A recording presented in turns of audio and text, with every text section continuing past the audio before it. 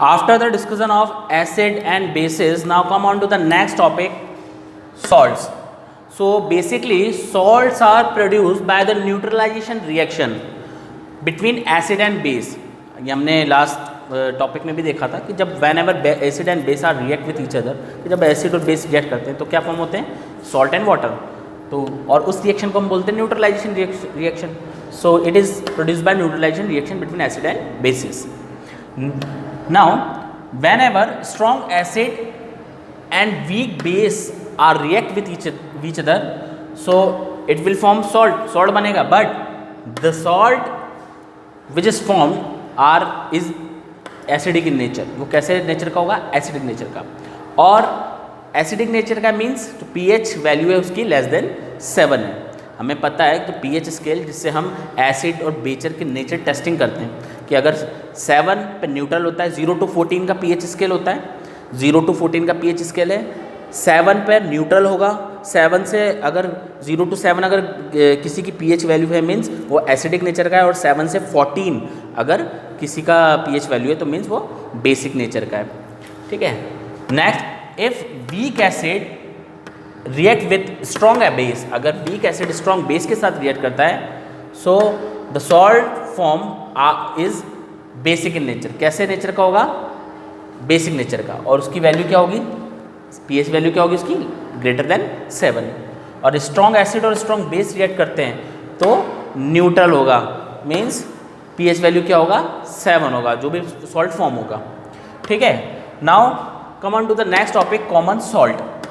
Common salt जिसे हम खाने का नमक भी बोलते हैं, NaCl इसका केमिकल फॉर्मूला होता है. NaCl का केमिकल नेम होता है सोडियम क्लोराइड. ठीक है. सो ये जो NaCl खाने का नमक जिसे हम बोल रहे हैं सोडियम क्लोराइड, ये बेसिक रिएक्शन जो न्यूट्रलाइजेशन रिएक्शन होती है NaOH और HCl के रिएक्शन से प्रोड्यूस होती है. सो NaOH means sodium hydroxide, HCl hydrochloric acid.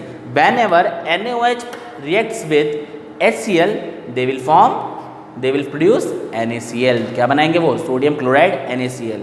और साथ में क्या बनेगा, along with water. Next, it is used in food. NaCl में जैसे मैंने बोला, it is also known as common salt, खाने का नमक है, फूड में यूज होता है.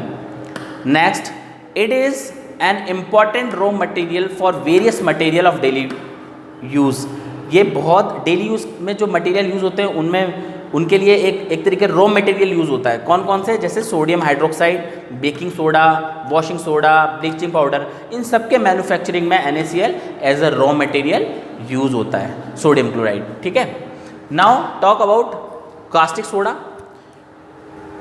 जिसका दूसरा नाम है सोडियम हाइड्रोक्साइड. सोडियम हाइड्रोक्साइड के नाम से भी जानते हैं इसको. इसका केमिकल फॉर्मूला है NaOH.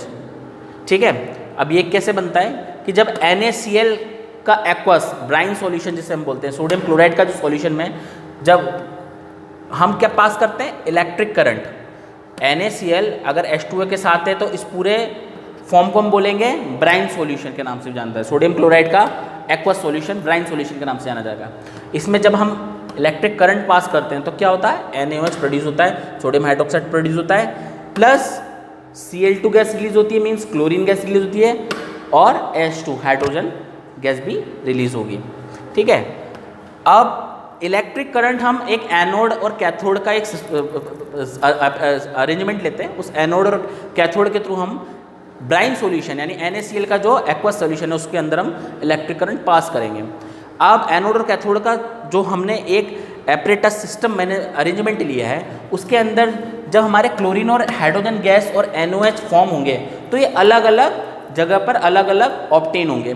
जैसे एनोड पर हमारे क्लोरीन गैस मिलेगी हमको, और उसके नियर बाय, एनोड के नियर बाय हमको क्या मिलेगा, NaOH सॉल्यूशन. और कैथोड पर हम क्या ऑब्टेन कर सकते हैं, H2 gas, hydrogen gas. Next, bleaching powder.